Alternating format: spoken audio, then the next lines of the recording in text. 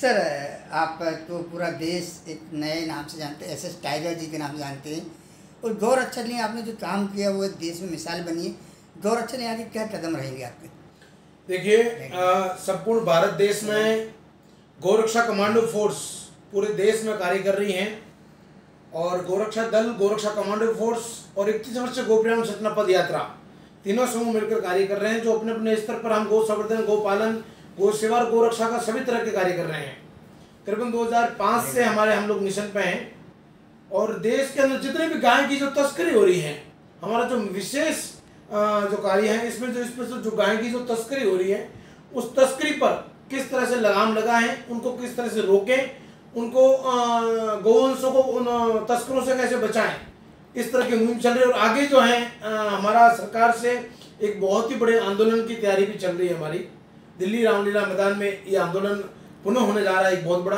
हालांकि पूर्व में 2-3 आंदोलन हुए हैं, पर इस बार बहुत ही विशाल और करीबन 20 लाख लोगों को दिल्ली ले जाने का जो प्रोग्राम चल रहा है। और उस आंदोलन का जो उद्देश्य है, आंदोलन का जो मकसद है, मात्र में एक मकसद है कि इस देश की सनातन धर्म की जो जड़ है गौ माता, गावो विश्व से मात्र 4 वेद 6 शास्त्र 18 पुराण, जिसमें गाय को राष्ट्रीय माता का दर्जा दिया गया है। गाय पूरे विश्व की माता है। वो हम तो राष्ट्रीय माता के पद पर सुशोभित करने के लिए निवेदन कर रहे हैं। तो सरकार से हम पहली मांग हमारी यही रहेगी कि गौ माता को राष्ट्रीय माता के पद पर सुशोभित करें और गो हत्या पर जो पूर्ण प्रतिबंध, ऐसा कुछ कानून बनाए, ऐसा कुछ संविधान बनाए। क्योंकि 2013 में स्वर्गीय श्री सुषमा स्वराज जी ने हमें कहा था कि अगर नरेंद्र मोदी जी PM बन गए और हमारी सरकार बनी तो हम इस देश के अंदर से जो ऊपर जो गो हत्या का जो कलंक लगा है वो मिटाएंगे। मोदी जी पहली बार प्रधानमंत्री बन गए, दूसरी बार भी बन गए, तीसरी बार भी बन जाएंगे, परंतु अभी तक गौ माता पर कोई कानून नहीं बना।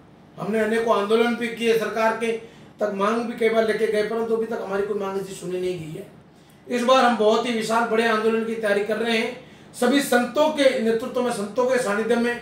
बाकी जो है आगे की जो रूपरेखा, जैसे भी संत हमें आदेश देंगे उसी आदेश पर कार्य करेंगे। एक बड़ा सवाल निकल के सामने आता है, देश का केरल जो राज्य, वहाँ पे गौ माता की सरेआम हत्या की जाती है, वीडियो वायरल हो जाते हैं, फिर भी पुलिस प्रशासन, सरकार एक कदम क्यों नहीं उठा पाती? केरल का जो आप बता रहे हैं वो कांग्रेस का यूथ अध्यक्ष रहा है वहाँ का प्रदेश का, और कांग्रेस ही तो शुरुआत से गौ हत्या रहे हैं। इन्होंने कोई आज की बात थोड़ी, अटल बिहारी वाजपेयी जब संसद में पहली बार कानून लेके गए थे उसका विरोध करने वाले यही कांग्रेस थे। और सबसे बड़ी बात कि देश आजाद हुआ, उस समय महात्मा गांधी ने नेहरू जी से कहा था कि देश आजाद होते हुए सबसे पहली कलम चलाओगे कि गौ हत्या बंद होनी चाहिए। और जब देश आजाद हुआ, सरदार वल्लभ भाई पटेल को प्रधानमंत्री नहीं बनाया, नेहरू जी को बनाया गया। और फिर महात्मा गांधी जी ने नेहरू जी को कहा कि सबसे पहला बिल बनाओ, गौ हत्या पर प्रतिबंध लगाओ। नेहरू जी ने कहा कि गौ हत्या की बात की तो मैं इस्तीफा दे दूंगा।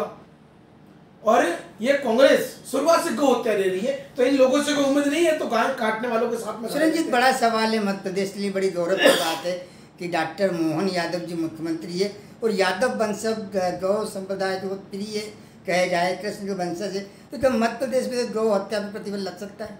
बिल्कुल लगेगा।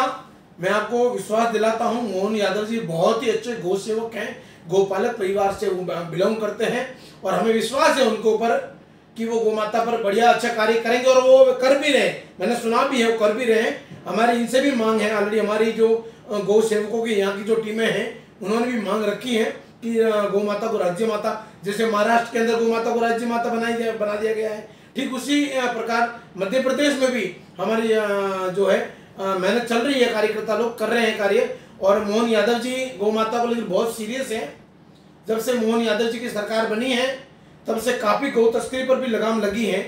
ऐसा नहीं है कि पूरा बंद हो गया है, गौ तस्करी तो हो रही है, परंतु अभी मैं कुछ समय पहले की बात करूंगा, मैंने करीबन 52 गाड़ियाँ पकड़ी है मध्य प्रदेश और राजस्थान बॉर्डर पर, बांसवाड़ा में। तो वहाँ पर जैसे राजस्थान सरकार और वो सब लोगों ने मिलकर, राजस्थान सरकार के उसमें कुछ वहाँ के कुछ अधिकारी लोग मिले हुए हैं, पता नहीं सरकार को इसके बारे में जानकारी है कि नहीं, वो भी मुझे तो नहीं पता है। तो वो लोग मिलकर 52 ट्रकों को पास करवा रहे थे। और जब मध्य प्रदेश सरकार को हमने निवेदन किया, हमारे संतों द्वारा निवेदन करवाया कि ये राजस्थान से एमपी में गाय नहीं आनी चाहिए, और 52 ट्रकों को एमपी में एंट्री नहीं मिली और हमने बांसवाड़ा में पकड़ी। तो मोहन यादव जी गौ माता को लेकर बहुत सीरियस है और बहुत अच्छा कार्य करेंगे। हम सर, बड़ा सवाल, एसएस टाइगर जैसा नाम कैसा मिला आपको और क्यों मिला, क्या वजह रही? देखिए, ये नाम तो एक पद्मी है ये, और जब गौ माता का कार्य जगह जगह पर हमने, मध्य प्रदेश मेरी, ये जो आपका जो मध्य प्रदेश है ये भी मेरी कर्मभूमि रही है।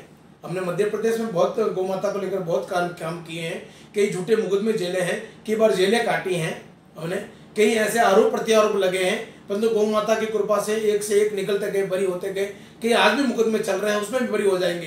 तो गौ रक्षा एक ऐसा कार्य है जो साहसिक कार्य है और मैं तो तुच्छ मानू हूँ, परंतु गौ माता जब शक्ति देकर ऐसे अच्छा कार्य हमसे करवाती है तब जाके कहीं न कहीं ये देश की जनता जो है टाइगर नाम से हमें संबोधित करते हैं।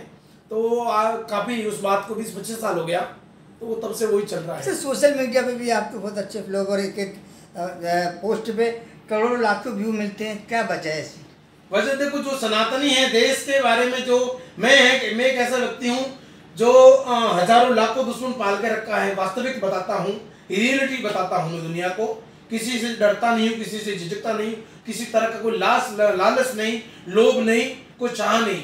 और मैं जब सत्यता दुनिया के सामने परोसता हूँ तब लोग उसको पसंद करते हैं और देखते हैं, क्योंकि आज भी भारत के अंदर से ऐसा कोई सत्यता खत्म नहीं हुई है। लोग आज भी हैं जो सत्यता स्वीकार करते हैं, देखना चाहते हैं, पसंद करना चाहते हैं। तो वो लोग सब जुड़े हुए हैं, हमारे सनातनी भाई जो हैं, भाई बहन जो कट्टरवादी हैं और दिल से देश को और धर्म को मानते हैं और सत्यवादी हैं, वो लोग आज भी हमारे साथ खड़े हैं। और मैं इस देश की जनता से कहना चाहता हूँ कि आपका भाई 24 घंटे आपके लिए लड़ने के लिए तैयार है, बस आप मेरे साथ में खड़े रहें। मुझे ना चापलूसी आती है, मुझे ना चाटुकारी आती है, और मुझे ना किसी राजनीतिक पद की लालसा है, ना मुझे चुनाव लड़ना है। इसलिए मैं सत्यता कहकर आपके लिए हमेशा लड़ूंगा, बस आप मेरे साथ खड़े रहिए। ना जेलों से डर है, ना कोर्ट कचहरी से डर है। हम